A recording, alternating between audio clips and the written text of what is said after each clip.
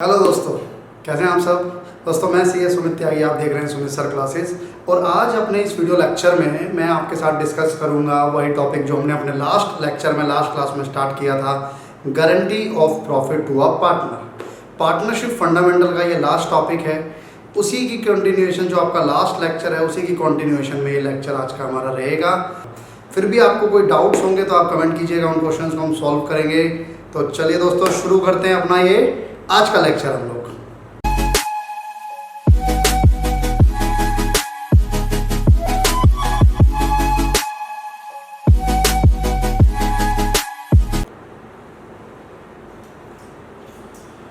अपने last lecture में हम लोगों ने guarantee of profit to a partner पढ़ा था। एक और कंसेप्ट होता है इसमें, जहां पर फर्म भी गारंटी देती है पार्टनर को और पार्टनर भी गारंटी देता है फर्म को। दोनों एक दूसरे को गारंटी देते हैं। तो इसी के ऊपर ये क्वेश्चन है। मैं क्वेश्चन आपके साथ रीड कर रहा हूं, क्वेश्चन को देखिएगा। 3 chartered accountants ABC form a partnership, profit being shared in the ratio of 3:2:1 subject to the following। तो 3 चार्टेड अकाउंटेंट्स हैं, तीनों ने एक पार्टनरशिप फर्म बनाई। पार्टनरशिप फर्म में पार्टनर्स के नाम है ABC, रेशियो है 3:2:1। C's share of profit guaranteed to be not less than 15,000 per annum। अब C को गारंटी दी गई है कि सी का जो प्रॉफिट है वो गारंटी दिया गया कि वो कम से कम 15,000 होगा पर एनम। तो ये क्या हो गई, ये गारंटी हो गई given to a partner by the firm. Guarantee given to a partner by the firm.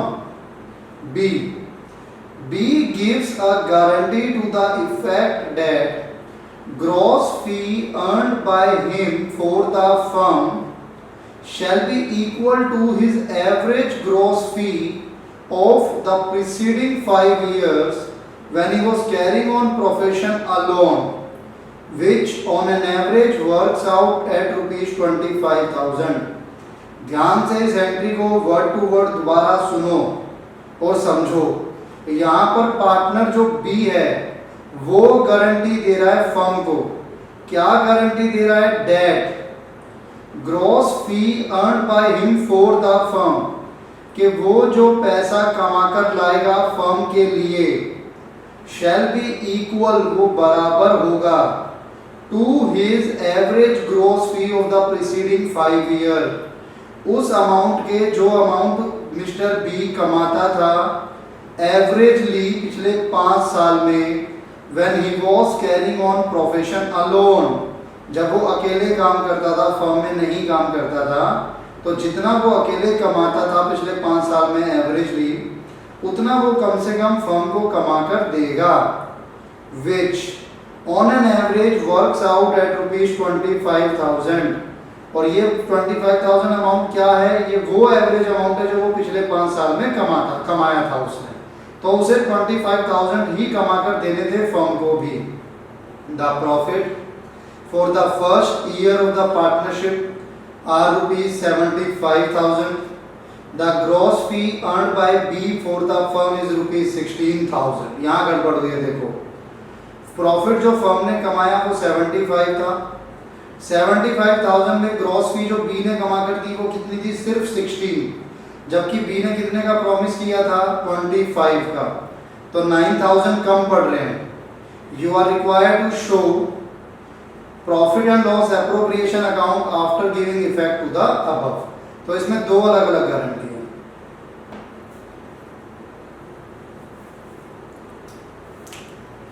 Question में 3 पार्टनर हैं, ए बी सी, तीनों चार्टेड अकाउंटेंट्स हैं।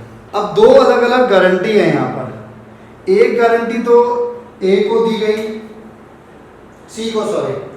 एक गारंटी तो सी को दी गई कि उसका जो प्रॉफिट है वो कम से कम मोर देन या इक्वल टू 15,000 होगा।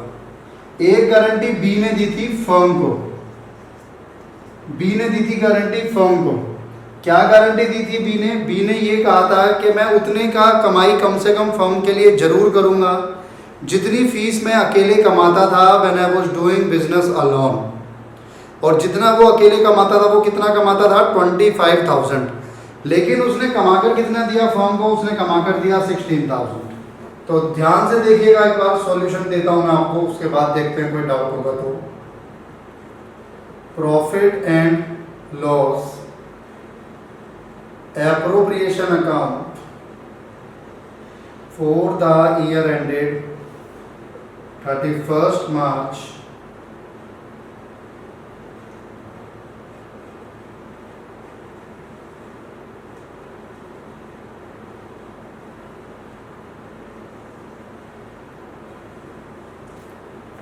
2022। particular amount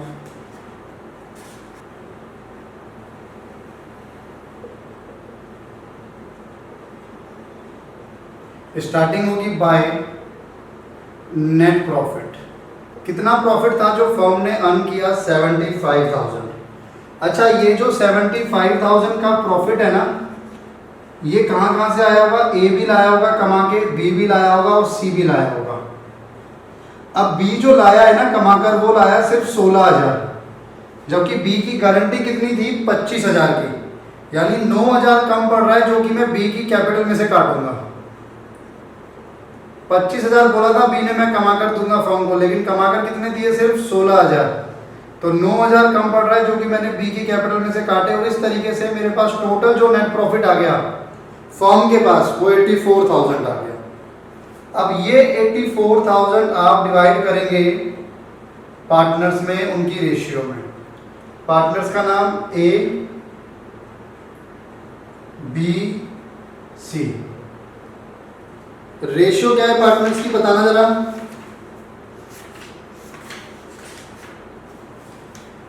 रेशियो है हमारे पास 3:2:1, तो 3, 2, 5 और 1 6, 14,000 सी का, 28,000 बी का, 14 into 3 42,000 ए का। अब यहां पर भी गारंटी है, गारंटी किसकी है? सी की, कि सी कम से कम 15,000 अर्न करेगा, लेकिन सी ने 15,000 अर्न नहीं किया। डेफिशिएंसी ऑफ सी 1,000 की डेफिशिएंसी आ गई, जिसको बॉन्ड करेंगे, क्योंकि कुछ बोला नहीं है। तो बचे हुए पार्टनर ए और बी अपनी बची हुई रेशियो 1000 की डेफिशिएंसी आ गई, ए और बी बचे हुए पार्टनर बॉन्ड करेंगे 3:2 में बॉन्ड करेंगे। तो 600 ये बॉन्ड करेगा और 400 ये बॉन्ड करेगा। अब यहां लिख देंगे बाय ए 600 बाय बी 400, ये टोटल आपका हो जाएगा 15,000। और यहां पर आप डेफिशिएंसी लिखेंगे, डेफिशिएंसी 600 माइनस करो तो ये बचा 41,400, डेफिशिएंसी 400 माइनस करो 27,600, टोटल करेंगे तो 84,000 आएगा। तो ये सिंपल सा क्वेश्चन है, क्वेश्चन में ऐसा कोई उतनी दिक्कत नहीं है। बस क्वेश्चन यही था कि दो अलग अलग गारंटी है। अभी तक आप सिर्फ इस वाली गारंटी को पढ़ते आ रहे थे, जहां पर एक पार्टनर को गारंटी दी जाती है फर्म के द्वारा, लेकिन इस क्वेश्चन में गारंटी पार्टनर ने भी दी थी कि पार्टनर कम से कम कितना कमा के लाएगा, 25,000, लेकिन वो कमाकर कितना लाया, सिर्फ 16,000। तो 9,000 उससे और काटे गए उसकी कैपिटल में से, तो टोटल 84 हुआ। डिवाइड किया, इसके 1,000 रुपये कम पड़ रहे थे, इन दोनों ने दे दिया उनकी रेशियो। तो इस टॉपिक के बाद मैं नेक्स्ट क्वेश्चन पढ़ रहा हूँ आपके साथ। A and B are in partnership sharing profit and losses in the ratio of 3:2। They admit C their manager as a partner. दो पार्टनर हैं ए और बी, रेशियो थी 3:2। उन्होंने न्यू पार्टनर एडमिट किया। न्यू पार्टनर जो था वो पहले उनका मैनेजर था मिस्टर सी, अब उन्होंने उसको पार्टनर बना लिया विद इफेक्ट फ्रॉम 1 अप्रैल 2018, 1 अप्रैल 2018 से 1/4 शेयर के लिए। सी while a manager was in receipt of a salary of 27,000 per annum and a commission of 10% of net profit after charging such salary and commission। तो सी जो मैनेजर था, उस जो मैनेजर था ना, तो मैनेजर के तौर पर उसको सैलरी मिलती थी 27,000 पर एनम और कमीशन मिलता था 10%। 10% किसका? नेट प्रॉफिट का। नेट प्रॉफिट भी वो जिसमें से कि हमें सैलरी और जो कमीशन मैं कैलकुलेट कर रहा हूँ वो दोनों माइनस करने होते थे। तो वहाँ पे जो कमीशन आप निकालोगे तो 10 अपॉन में 110 हो जाएगा, क्योंकि कमीशन भी माइनस करने को क्या है।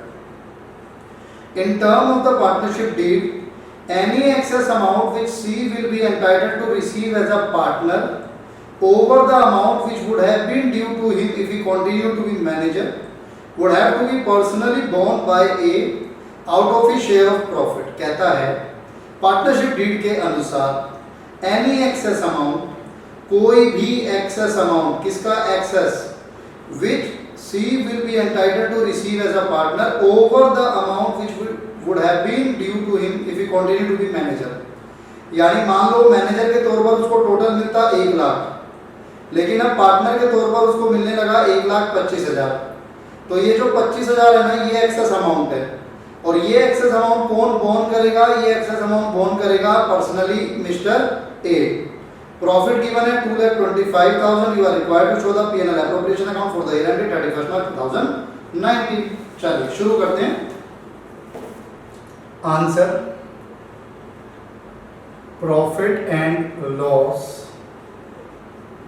Appropriation account for the year ended 31 March 2019।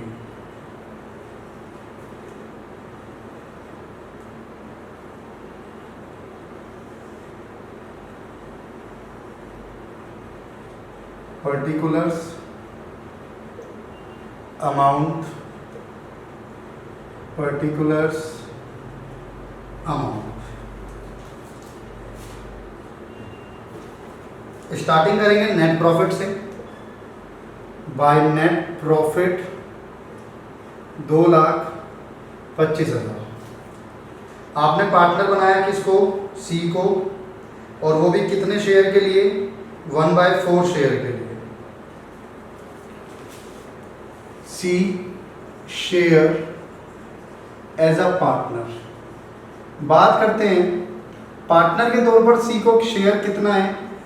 2,25,000 का 1/4। लेकिन C share as a manager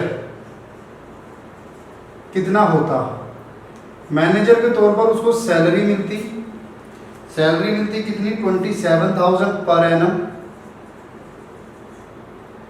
और एक उसको ना कमीशन मिलती। कमीशन कैसे मिलती? जो भी प्रॉफिट आता, जैसे 2,25 आया, उसमें से सैलरी माइनस करते और कमीशन माइनस करते हैं। क्योंकि कमीशन तो हम कैलकुलेट कर रहे हैं तो वो आफ्टर चार्जिंग का केस हो जाता है, तो हम लोग उसमें फॉर्मूला लगा देते हैं रेट अपॉन में 100 + 10। तो अगर मैं इसको सॉल्व करूं तो यहाँ पे इसको मिलता 56,250, और यहाँ पर उसको मिलता 225 - 27,000 डिवाइडेड बाय 11 प्लस ये 18 आ रहा है प्लस 27,000। तो मैनेजर के तौर पर ना उसको 45,000 मिलता था, लेकिन जब हमने उसे पार्टनर बनाया तो उसको 11,250 फालतू मिलने लगा। और ये 11,250 कौन बोन करेगा? बोन बाय ए। इसको ए बोन करेगा। अब मैं आगे बढ़ता हूँ कि हम इसको सॉल्व कैसे करेंगे। मैं ये प्रॉफिट तीनों में डिवाइड करना चाहता हूँ, ए में, बी में एंड सी में। अब आप मुझे एक चीज़ का जवाब दो कि फर्म सी को कितना देगी? फर्म सी को उतना ही देगी, फर्म सी को उतना ही देगी जितना फर्म मैनेजर को देती थी, क्योंकि जो एक्सेस अमाउंट बनेगा वो कौन देगा? वो ए देगा, वो फर्म नहीं देगी, बाय ए। तो ये मैं अभी थोड़ी देर में लिख दूंगा, इसको भी मैं नहीं लिखता हूँ क्योंकि अभी मैं डिवीजन कर रहा हूँ प्रॉफिट का। लेकिन मैं दोबारा रिपीट करता हूँ, फर्म सी को, देखो सी को मिलेगा 56,250 में, मना नहीं कर रहा हूँ, लेकिन मेरा सवाल यह है कि फर्म सी को कितना देगी? तो फर्म सी को सिर्फ उतना देगी जितना वो पहले मैनेजर को देती थी। तो आप कहोगे सर ये कैसे बनेगा, ये ऐसे बनेगा कि जो एक्सेस अमाउंट होगा, फालतू पैसा होगा, वो ए देगा। तो अभी मैं बात कर रहा हूँ डिवीजन की। तो अब देखो मैं डिवीजन ऑफ प्रॉफिट कैसे करता हूँ। मैं डिवीजन ऑफ प्रॉफिट कर रहा हूँ, division of profit. Total profit कितना आया फर्म को, 2,25,000। ये भी वर्किंग नोट है, थोड़ा लैक ऑफ स्पेस है। इसमें से मैं सी को जितना जाना था, शी शेयर फ्रॉम फर्म, वो 45,000 मैंने माइनस कर दिया। मेरे पास बचा 180। ये 180 चला जाएगा ए को और बी को, उनकी रेशियो में है, और आई थिंक रेशियो है 3:2। तो 180 को अगर मैं 3:2 में डिवाइड करता हूं तो 36 इंटू 3, 1,08,000 और 72,000, ये इनके हिस्से आ गया, 1,08,000, 72,000। तो ये फर्म की तरफ से डिवीजन था। फर्म ने क्या बोला कि फर्म ने बोला भाई हमारे पास तो प्रॉफिट 2,25,000 का है, हम उस 2,25,000 में से 45,000 सी को दे देंगे, बाकी जो बचेगा वो ए और बी में डिवाइड कर देंगे उनकी रेशियो में, जो उनकी रेशियो थी। यहाँ पर ना एक तरीका भी होता है न्यू रेशियो कैलकुलेट करने का, जब एक नया पार्टनर एडमिट होता है, लेकिन वो केस है admission of a new partner, और वो अभी आपने सीखा नहीं है, इसीलिए मैं इस तरीके से कर रहा हूँ। अभी आप 1-2 चैप्टर आगे बढ़ोगे, आप admission of a new partner सीख लोगे, वहाँ पे रेशियो कैलकुलेट करना सीख लोगे, तो आप सीधा न्यू रेशियो निकाल के भी कैलकुलेट कर सकते हो। बट अभी आप ऐसे ही समझ पाओगे इसको कि 2,25,000 का प्रॉफिट है, 2,25,000 का प्रॉफिट है, 45,000 आपने सी को दे दिया फर्म ने। अब फर्म के पास कितना प्रॉफिट बचा, 180, वो ए और बी में बांट दिया 3:2 में। एक बार आप admission of a new partner chapter सीख लोगे आने वाली 4 से 5 लेक्चर्स में, तो फिर आप इसको डायरेक्ट कर सकते हो, आपकी मर्जी है, मैं इस तरह से कहा के छोड़ दूंगा। अभी अब सी का पूरा करना है 56,250, तो उसमें 11,250 कम पड़ रहा है, वो 11,250 उसको कौन देगा, वो उसको ए देगा, ताकि उसका 56,250 हो जाए। उसमें से 11,250 डेफिशिएंसी के नाम पर माइनस कर लो, तो 96,750 आपका इसका आ गया, 72,000 इसका आ गया। आप टोटल करेंगे तो 2,25,000 आ जाएगा, इधर का भी और इधर का भी। ये बीच में वर्किंग नोट है, प्लीज थोड़ा सा देख लेना। अभी तक हमने जितने भी क्वेश्चन आपके साथ डिस्कस किए हैं ना, उन सभी क्वेश्चंस में प्रॉफिट हो रहा था। अब थोड़ा सा क्वेश्चन को चेंज करते हैं, मैं क्वेश्चन आपके साथ रीड कर रहा हूं। P, Q and R entered into partnership on 1 April 2015 to share profit and losses in the ratio of 12:8:5. It was provided that in no case R's share in profit be less than 30,000 per annum. तो 3 partner हो गए P Q are, ratio हो गई 12:8:5। कहता है किसी भी हालात में आर का शेयर 35,000 से कम नहीं होना चाहिए। The profit and loss for the period ended 31 March for 15-16 का प्रॉफिट है 120, 16-17 का है 180 और 17-18 का ना लॉस है 120। वो बहुत इंपॉर्टेंट है। Pass the necessary journal entries in the books of firm. तो तीनों साल की आपको जर्नल एंट्री करनी है, 15-16, 16-17 और 17-18। आंसर मैं जर्नल करता हूं सबसे पहले 15-16 की, 15-16। इसमें प्रॉफिट है आपके पास कितना, 1,20,000। तो सबसे पहली जर्नल आप क्या करना, सबसे पहले इस प्रॉफिट को डिस्ट्रीब्यूट करना।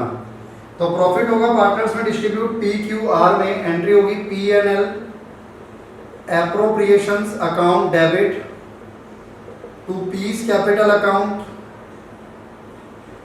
To Q's capital account to R's capital account.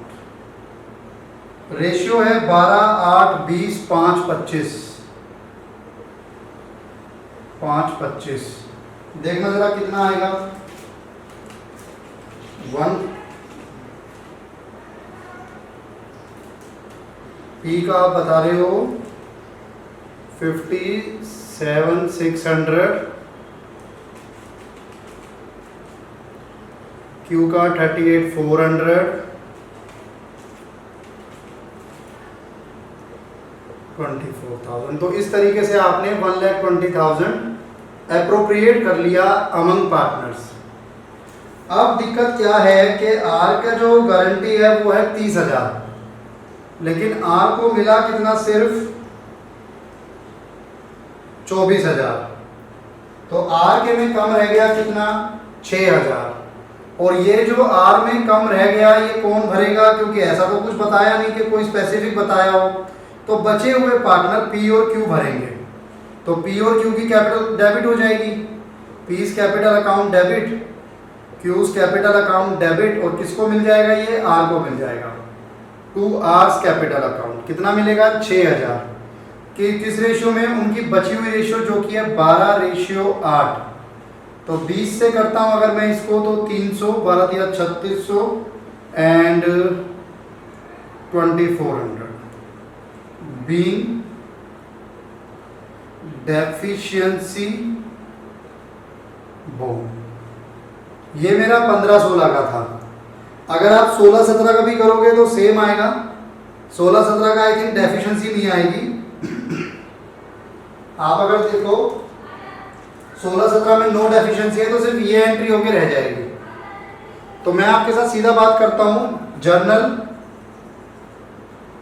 17-18। हाँ, यहाँ पे आप लोग लिख लेंगे बीइंग प्रॉफिट डिस्ट्रीब्यूटेड या एप्रोप्रिएटेड।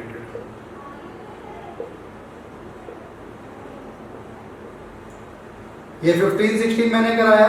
क्वेश्चन में 16-17 भी है, 180 आप उसे डिवाइड करोगे तो सिर्फ ये एंट्री हो जाएगी। इसी रेशियो में डेफिशिएंसी नहीं आ रही है उसमें। इंपॉर्टेंट जो है इसमें वो है 17-18 वाली। 17-18 वाली इंपॉर्टेंट है क्योंकि उसमें लॉस हुआ है। तो जब आपको लॉस हुआ है 120 का, तो सबसे पहले तो आप लॉस की एंट्री करो। 17-18 में आपका लॉस था, तो जब आप लॉस आएगा तो वो लॉस आप डेबिट करोगे पार्टनर्स में। तो अगर मैं पहली एंट्री करता हूं तो पहली एंट्री मेरी कुछ इस तरीके से बैठेगी, P's capital account debit, Q's capital account debit, R's capital account debit to PNL appropriation. आपका लॉस आ रहा है और लॉस कितना है आपका, ये सेम ही अमाउंट दिया हुआ है ना, 120 का लॉस है। तो 57,600, 38,400, 24,000 एंड 1,20,000। अब दिक्कत क्या है कि आपने गारंटी दी थी कि आर का प्रॉफिट कम से कम कितना होगा, 30,000, लेकिन आर का तो क्या निकल कर आ गया, लॉस आ गया। लेकिन कितना आ गया, आर का लॉस आ गया। अब आर का जो लॉस आ गया तो हमने गारंटी दी थी कि प्रॉफिट आएगा 30 का और लॉस आ गया 24 का। तो 30 का प्रॉफिट आना था लेकिन 24 का लॉस आ गया। तो मुझे बताओ मैं आर को कितना दूं, मैं आर को दूंगा 54, ताकि वो उसका 24 का लॉस भी खत्म हो सके और 30,000 का प्रॉफिट बच सके। और इस 54 को कौन कौन उठाएगा, वही पी एंड क्यू। तो P's capital account debit, Q's capital account debit, ratio बची हुई रेशियो 12:8। चेक कीजिए कितना आएगा भाई, 54,000 डिवाइड बाय 20 इंटू 12, 32,400, 21,600। तो ये होता है आपके लॉस वाला केस। तो इसको ध्यान रखना, लॉस वाले केस को।